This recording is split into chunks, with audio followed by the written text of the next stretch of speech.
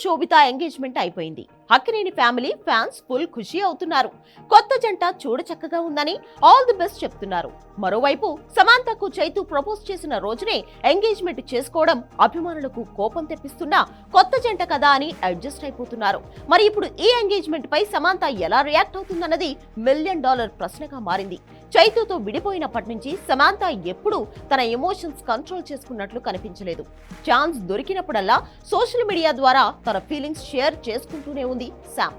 సమాంత ఓ post పెడితే అది direct గానో ఇండైరెక్ట్ గానో చైతుని గుర్తు చేసేలా ఉన్నట్లు అనిపించడం కాదు, ఉండేది కూడా.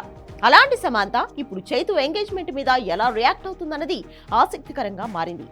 శామ్ విడిపోయిన తర్వాత కనీసం సినిమా వేడుకల్లో కూడా ఎదురుపడలేదు. ఒకరి గురించి ఒకరు నేరుగా మాట్లాడిన సందర్భాలే లేవు. ఎవరి జీవితం వాళ్ళదే అన్నట్లు ప్రయాణం మొదలుపెట్టారు. సమాంత మయోసైటిస్ తో చికిత్స కోసం ఫారిన్ వెళ్లిపోవడంతో ఆమెను అడిగే ఛాన్స్ రాలేదు ఎవరికి. ఇక చైతుని అప్పుడప్పుడు అడిగినా చెప్పనట్లు ఆన్సర్ చెప్పేసి స్కిప్ చేసేవాడు. చైతు గురించి ఆలోచించడం సమాంత ఆపేయలేదు అన్నది మాత్రం క్లియర్.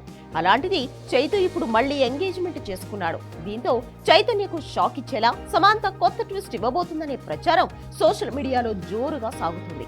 నాగ చైతన్యపై ప్రొఫెషనల్ లేదంటే పర్సనల్ చట్టపరమైన యాక్షన్ తీసుకోబోతుందనే విషయం బయటకు వచ్చింది. త్వరలోనే తన టీం ఇందుకు సంబంధించిన ప్రకటన రిలీజ్ చేయనుందని తెలుస్తోంది.